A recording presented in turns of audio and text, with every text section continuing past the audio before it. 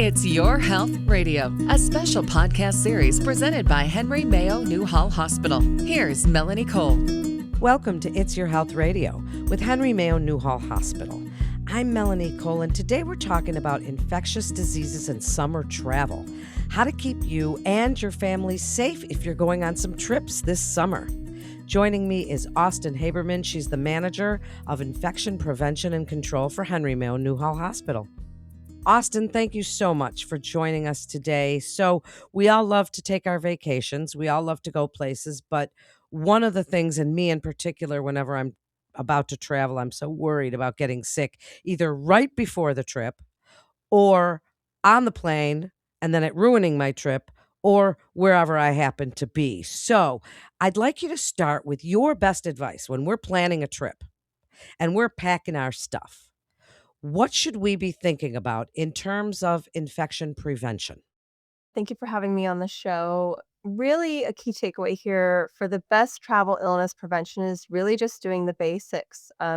Making sure that you're hydrated, getting enough sleep at night is very important, hand washing practices, and just limiting germs overall in crowded spaces.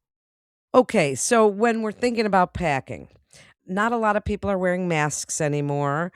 My daughter, we take sanitizer, especially through the airport. And, things are filthy in different places and everybody's got something going on. Is there anything specific we should be packing? Should we be carrying sanitizer and that sort of thing around? I would say so. Yes, hand sanitizer is one of the best methods to prevent illness in any format. I mean, if you're in a hospital, if you're in a restaurant, especially if you're on a plane, for example, doing appropriate hand hygiene with alcohol-based hand rub like Purell hand sanitizer, for example, or any off-brand hand sanitizer works as well because that has that alcohol base and that helps kill 99% of the germs that you come into contact with are effective with hand sanitizer because of that alcohol content. So, if you pack yourself some hand sanitizer, it's pretty effective. Definitely, if you're in areas that tend to be overcrowded, wash your hands frequently. If you tend to touch a lot of high touch surface areas like railings, for example, things like that. So, I would say packing some hand sanitizer is good.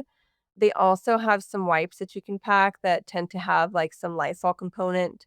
You can pack those, and those are sometimes good to wipe, like, if you're going in a plane, for example, you can wipe the front table behind the seat that you have, your armrests, for example, those things. Those are all really good preparations to bring in case that you're traveling and you pack it in, like, your bag. We think of places that we're all going. And one of the things that's kind of getting common now is cruises and disease outbreaks. So it seems like a lot of those kind of outbreaks take place on cruise ships. And the hantavirus we mentioned before we got on the air is just one example. So first of all, why are we seeing those kind of outbreaks so often on cruise ships? And what is hantavirus?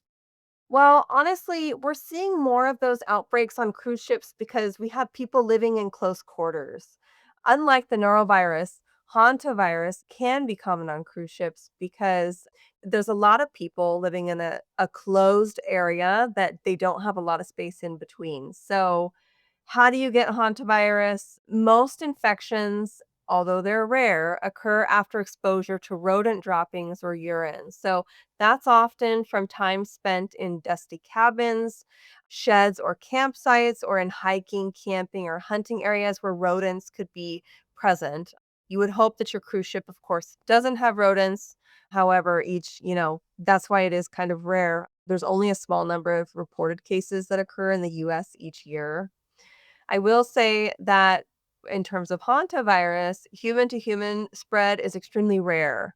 You can't just get it from passing somebody in the hallway or breathing the same air as them, for example.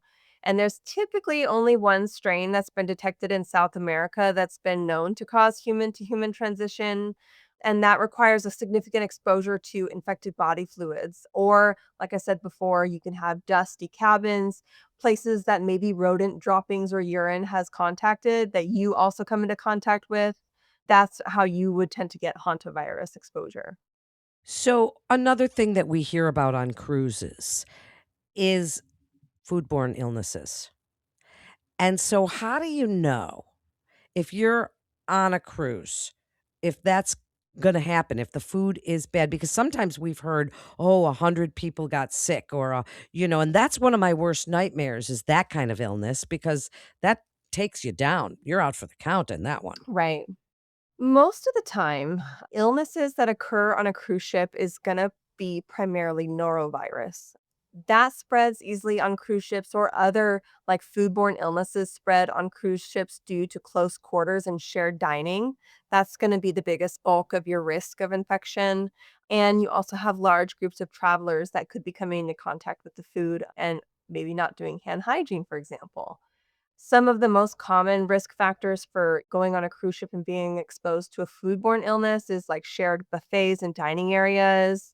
You can avoid this by like making sure that the food that you're eating hasn't been sitting out for too long. A lot of cruise ships tend to have like those like salad bars or big buffets. So you should be cautious with food and water sources. Make sure that what you're drinking out of doesn't come from like a shared poured pitcher, for example. Things like that can really help. And then also make sure that you're washing your hands with soap and water. That's going to be more effective than using just hand sanitizer, because a lot of GI organisms, like pathogens that are in your GI tract, are spore forming bacteria. I say this because alcohol alone most often doesn't kill spore forming bacteria because of the spores. You want to use soap and water for that. So that's why, in the instance of before you eat, for example, you want to make sure you're washing your hands with soap and water. Of course, if you don't have that, the alternative is hand sanitizer. But if we're talking specific to cruise ships, you should have access to a sink with soap and water. And in that case, I would utilize that to prevent any kind of foodborne illness on a cruise ship. Another one that we're hearing a little bit about in the media is Ebola. I mean, is that really going around? Other scary diseases? What is that? And tell us a little bit about it. Ebola would be the most deadly of the diseases we've talked about today, but that also only spreads through direct contact with body fluids, not through the air. So you can't catch Ebola through casual contact or just by simply being near someone in the public. Transmission would require broken skin or mucous membranes, like you have a cut in your skin, you touch someone who's infected, and then you rub your eyes, your nose, or your mouth, or you come in contact with like infectious fluids like blood or saliva, maybe vomit, things like that. I will say that I'm not aware of any Ebola being in the United States at this time, but the CDC does keep an updated list, like an updated report on current Ebola cases and locations. So you can also go onto the CDC website. It should be a quick Google search to see where Ebola is at right now and be able to avoid going into those areas. Okay, I want to jump back for a second about cruises because I wanted to ask you if we do feel sick on a cruise. You're out in the middle of the ocean or you're on some island somewhere. What should we do? If you develop symptoms, do you know what symptoms to look for? That would probably be where I would start.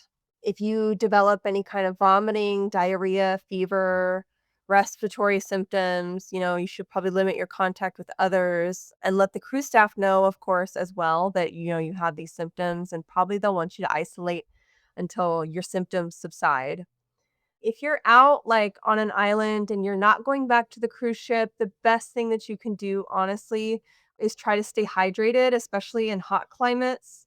Staying hydrated really is essential because if you're hydrated, it fuels your critical immune defenses. It makes sure that your body can circulate white blood cells.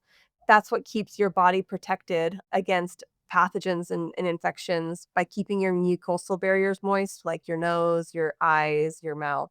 When you have moist mucosal barriers by drinking enough water, for example, those barriers are naturally in place to trap pathogens.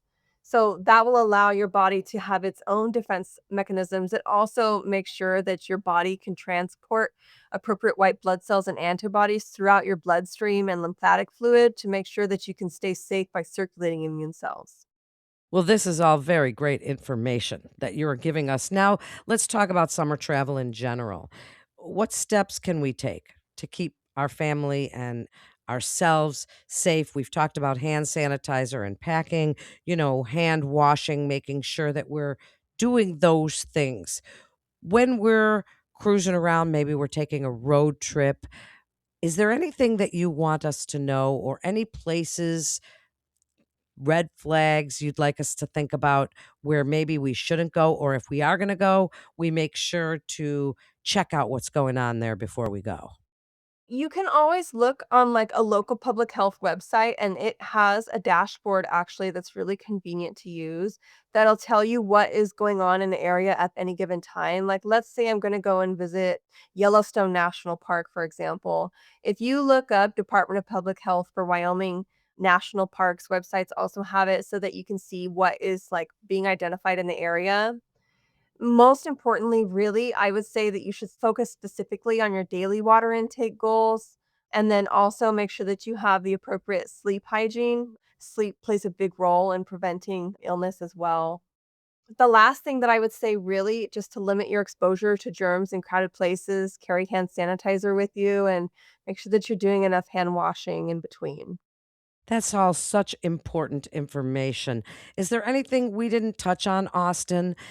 Any parts of the world we should avoid? Anything you want to tell people? Your best advice here for summer travel, infectious disease, the expert that you are. What would you like us to know? Yeah. Honestly, I think that if people are practicing the appropriate hand hygiene that they have, if you're sick, you stay home so that you don't spread any kind of other contagious organisms or pathogens to anyone else out there in the community.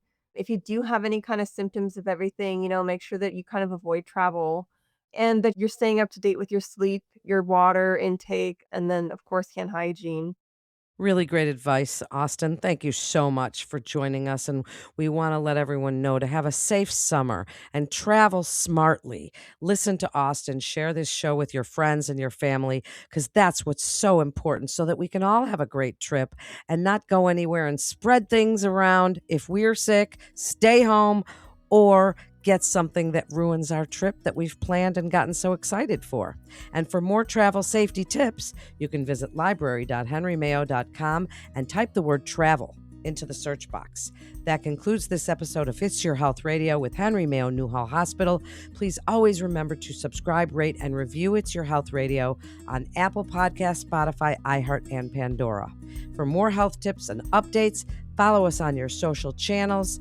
I'm Melanie Cole.